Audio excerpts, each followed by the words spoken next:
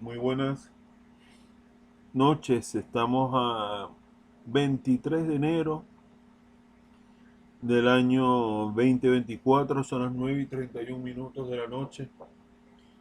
Se están celebrando, por cierto, 66 años de la caída de la dictadura del general Marcos Pérez Jiménez en Venezuela. 66 años de ese acontecimiento, en donde finalmente lo que llamada la sociedad civil, organizada a través de los partidos políticos, eh, realizan unas primeras elecciones en donde del gobierno provisional de Wolfgang Larrasalva queda electo don Rómulo Betancourt, de Acción Democrática. Pero haciendo una breve reseña o análisis con respecto al 23 de enero, sabemos de que hubo muchos presos políticos, hubo mucha sangre, hubo muchas víctimas y muchas torturas durante el régimen. Personas que en verdad fueron tiránicos, fueron tremendos torturadores, y la triste, célebre seguridad nacional que persiguió a mucha gente. Entonces van haciendo lo que llamamos la democracia. ¿Y qué es la democracia? ¿Cómo se organiza la democracia?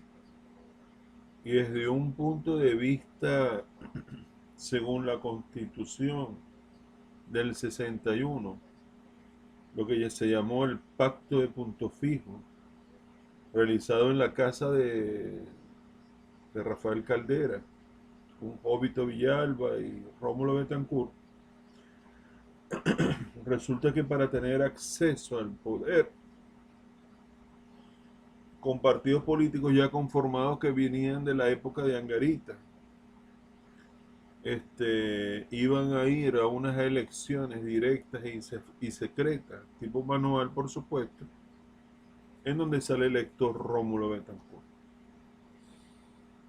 Hoy en día, después de 66 años de esos acontecimientos, de la democracia, y la novela más emblemática que tiene que ver, una novela de televisión venezolana que tiene que ver con esa época, es definitivamente Estefanía, del año 1979. La novela Estefanía. Ahora yo me pregunto, ¿dónde ha quedado esa democracia hoy en día? Cuando las instituciones no tienen autonomía y siguen una línea vertical, una línea dura que tiene que ser en pro del régimen. Todas las instituciones prácticamente están tomadas, sobre todo una muy importante, la Asamblea Nacional y el Tribunal Supremo de Justicia y el Consejo Nacional Electoral. Prácticamente todo eso está partidizado en en donde los militares prácticamente se han unido como partido político alrededor del Partido Socialista Unido de Venezuela para accesar al poder. ¿Qué aprendimos durante todos estos años? ¿Qué es lo que nos ha llevado a esta situación? Definitivamente una persona que atenta contra la democracia y origina y traiciona su juramento como militar de defender la soberanía, defender la constitución, y presta oídos a teorías extranjeras, socialistas, marxistas, comunistas, y vienen a dar un golpe de Estado para luego ser absueltos, indultados. El indulto de Rafael Caldera ha sido un gran crimen contra toda la sociedad venezolana. Protegiste a un grupo de hombres, pero que después se organizaron para llegar al poder por la vía electoral. ¿Y cómo lo podían hacer? Engañando a los sectores privados importantes de la época, como de los medios de comunicación, las grandes familias que gobernaban para ese entonces. Y definitivamente ese candidato de los militares tuvo como varias mutaciones, ¿no? Empezaron desde el Comando Movimiento Bolivariano Revolucionario 200, siempre tomando un muerto como bandera. Luego se llamaron la Quinta República, que supuestamente por el odio a la Cuarta República y en especial a Carlos Andrés Pérez, era, según ellos, era importante que accesaran al poder para la toma del poder político y romperlo el llamado bipartidismo. Y luego, posteriormente, la Quinta República forma el gran polo patriótico, una gran cantidad de partidos de izquierda, pero que tenían como presidente al susodicho, al que quedó electo en 1999.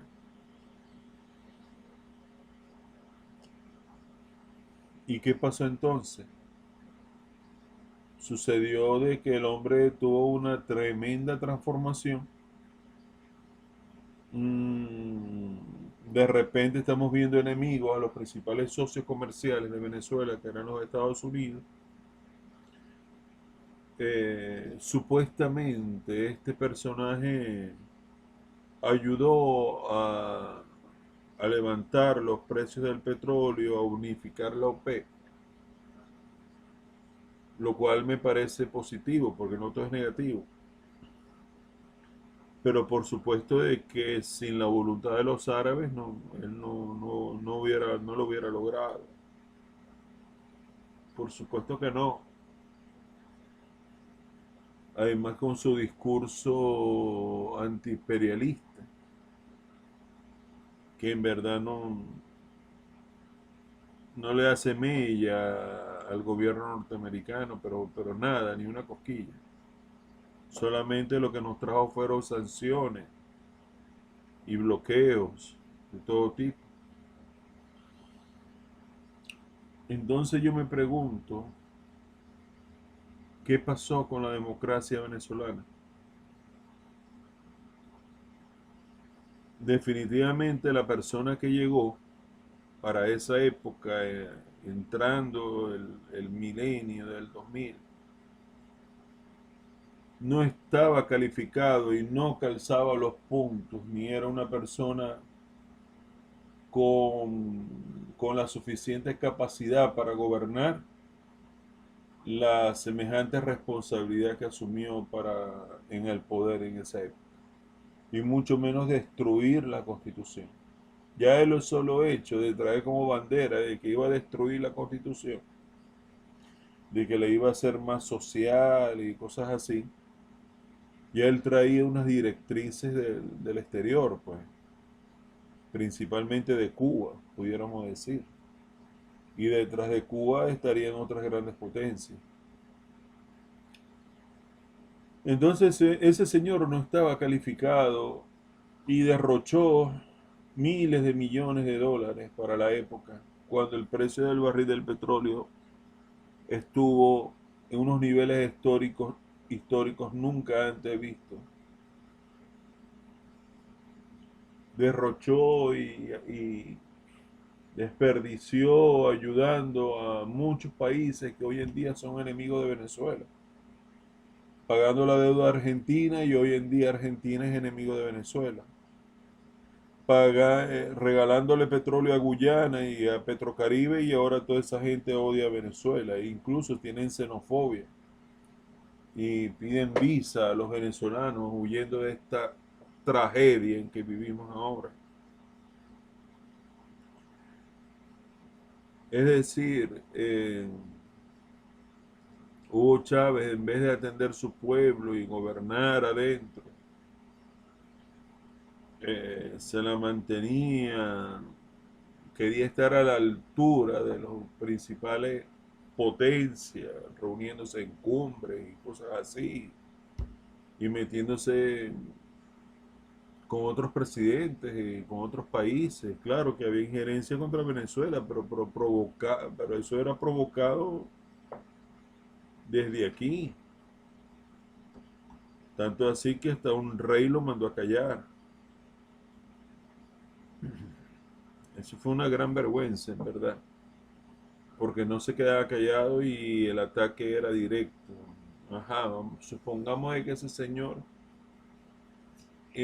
contribuyó a un golpe de Estado, pero era una marcha que iba directo a Miraflores para terminar con el gobierno venezolano, pero los militares tuvieron ese plan B de llevarse a Chávez y llevarlo unas vacaciones allá a la Orchila mientras todo se apaciguaba acá.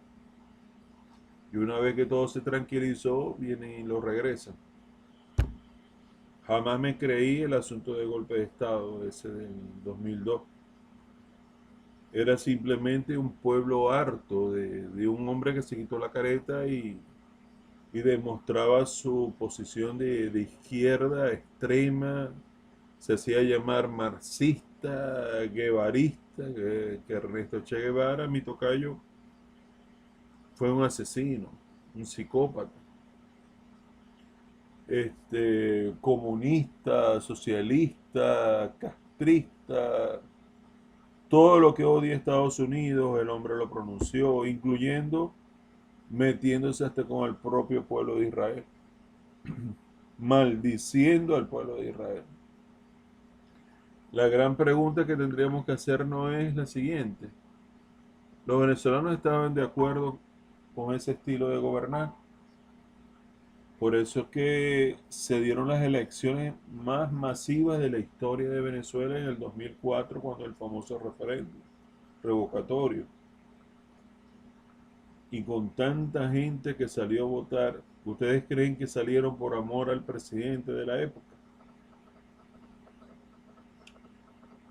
Un señor de la Junta Patriótica que estaba viendo yo aquí en YouTube, que lo entrevistó la, la periodista Nitu Pérez Osuna.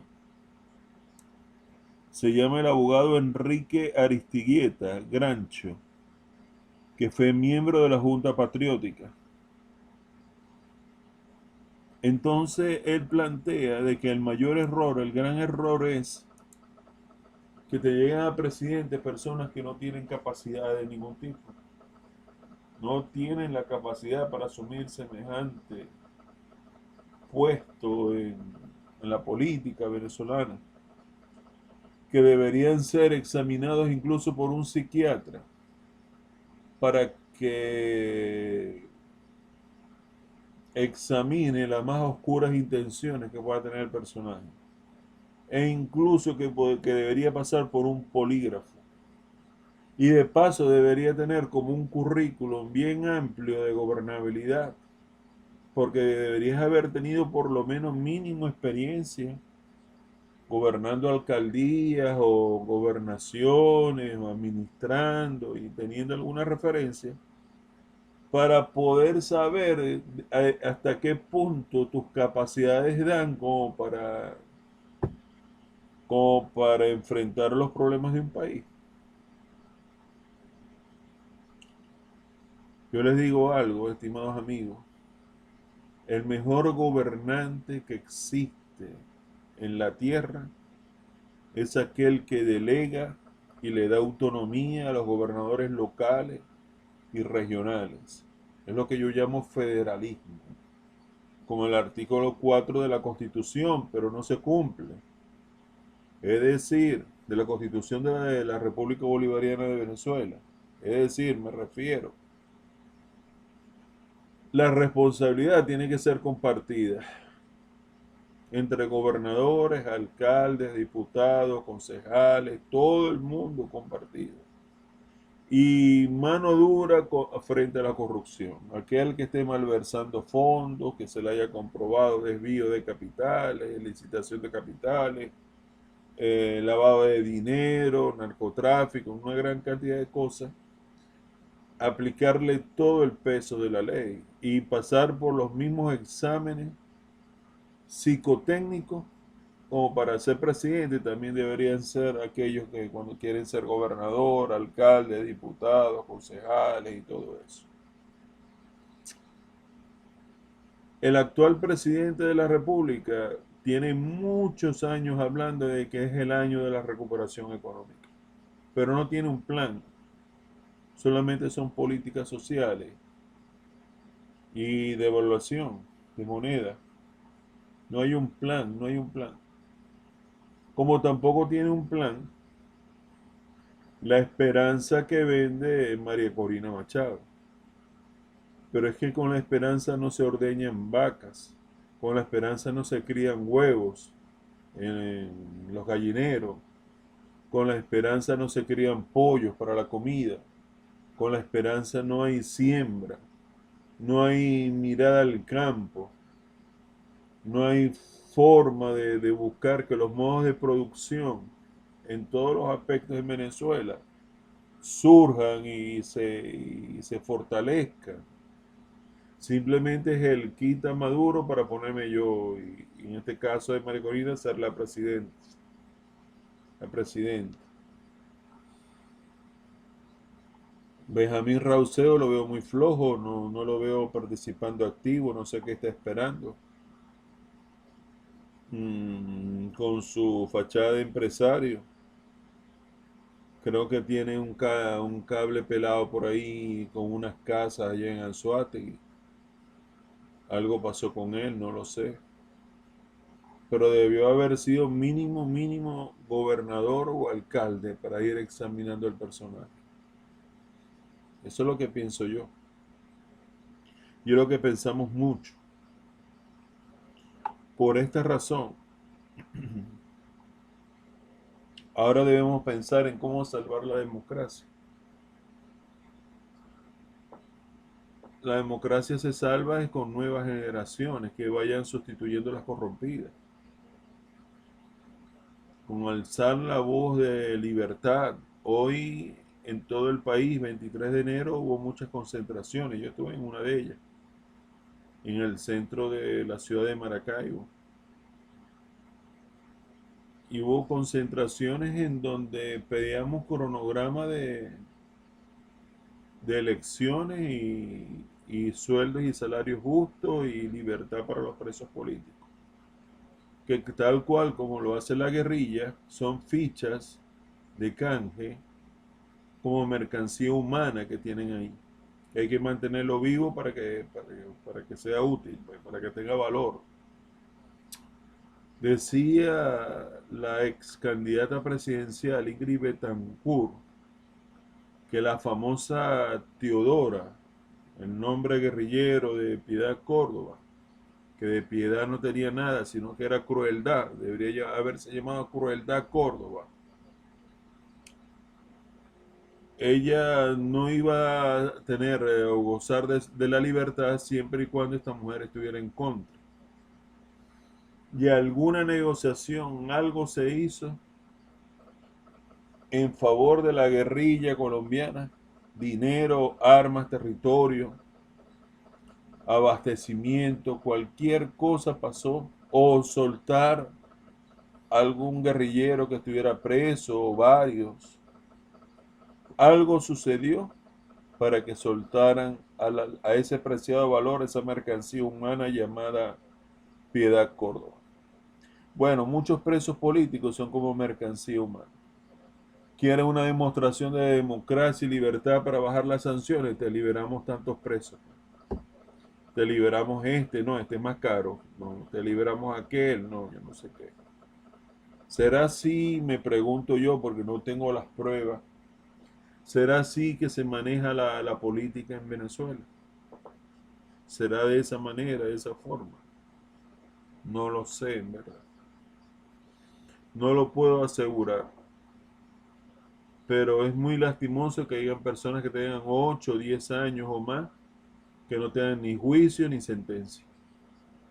Ni siquiera se le haya revisado el caso. Simplemente son fichas, mercancía humana que están tras las rejas y son negociables. ¿O cómo creen ustedes de que regresó Alex Saab por todo lo alto para coronar y llegar otra vez a la gloria de un ministerio? O los sobrinos de la señora Cilia Flores. ¿Cómo fue que habiéndose capturados infraganti con mercancía de droga, hayan sido canjeados como mercancía humana con el gobierno norteamericano? Ya que el gobierno norteamericano tiene como prioridad, más que usurpar funciones legislativas de Venezuela, lo más importante es velar por la integridad física y mental de sus propios ciudadanos norteamericanos, y eso es válido. Por eso que hoy en día, por ejemplo, ustedes ven en el béisbol, no sé qué estará pasando en la final del béisbol, eh, ya no vemos peloteros norteamericanos que vengan a jugar aquí con la moneda tan devaluada. No vemos pitchers norteamericanos, no vemos beisbolistas norteamericanos. Por aquí pasó David Parker, perdón, y grandes peloteros. Tal vez de Japón, de República Dominicana, de Cuba, pudiera ser. Pero de Estados Unidos no. O como la Iglesia de Jesucristo de los Santos de los Últimos Días, no, ya no viene a Venezuela porque es un alto riesgo. Se les puede acusar cualquier cosa de atentar contra el régimen venezolano y pudieran caer presos y pudieran servir de ficha de campo para el gobierno venezolano. Es muy peligroso, en verdad. Entonces todo esto es muy triste en este 23 de enero del año 2024, 66 años de la caída de Marcos Pérez Jiménez. No nos queda otra que, que seguir en la búsqueda de un candidato o una candidata que tenga una oferta política ideal, que integre todos los sectores de la sociedad, que los ponga a valer, sobre todo los modos de producción, porque la comida es demasiado importante en este país. La comida es fundamental y todo lo que que tenga que ver con producción, principalmente la petrolera, lo ponga todo a valer. Y que le dé participación al sector privado. Yo sigo creyendo de que el mejor presidente, como se lo dije hace un momento, es aquel que reparte las responsabilidades entre los gobernadores y los alcaldes del país y no tener un gobierno centralizado, paternalista, opresor y corrupto, con grandes elefantes blancos. Yo pienso que los gobernadores y los alcaldes deben tener sus respectivas competencias correspondientes con el situado constitucional. Ya muchas obras se hubieran hecho si se hubiera trabajado de esa manera, pero no es así. Realmente no sucede así. Hay muchas obras muertas, inconclusas, que se han robado el dinero. Es como desangrar la nación. Y si una nación la deja sin sangre, se muere. Por tal motivo, por tal razón, para finalizar, el 23 de enero del año 1959, recordar, rememorar estos acontecimientos que nos sirvan a la reflexión de poder valorar lo que significa la democracia, que luchar por mejores tiempos democráticos más justos para toda nuestra sociedad no es una pérdida de tiempo, porque tú podrás vivir pasando hambre y esclavitud social, porque lo que te pagan es una miseria. La gran revolución cultural se da desde la educación y los peores pagados son los maestros. Entonces, estimados amigos, pido mucha comprensión, mucha vigilancia de todas las cosas que van sucediendo. El gobierno de turno siempre tiene todas las oportunidades posibles para enderezar este país, para aliviar tensiones. Y bueno, y en cuanto al Esequibo, todos estuvimos de acuerdo en la lucha. Pero, ¿cómo va eso? ¿Qué pasó con los 23.000 millones de dólares que se llevó este hombre y lo tienen escondido? No, es que nos ponemos a ver. ¿Y por qué por qué los principales líderes de la oposición salen al exterior y los más pendejos son los que pagan cárcel? ¿Por qué?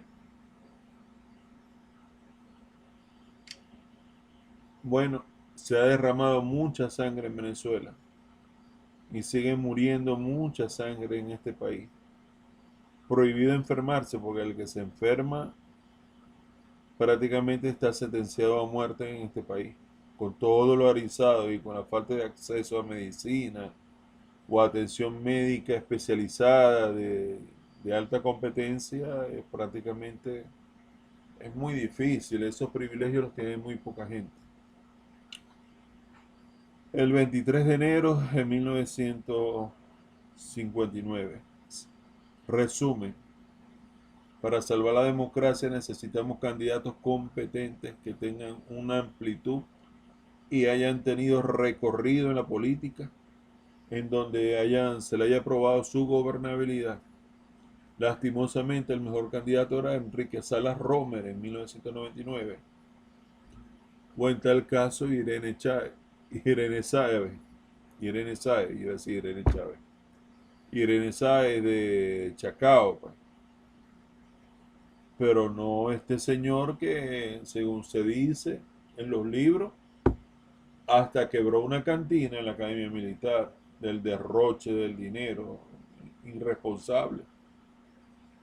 Le gustaba mucho cantar y echar sus cuentos. O sea, esos son tipos de personajes chicharacheros así que, como el que fue presidente, que son buenos como para animar una fiesta con las historias, con los cuentos,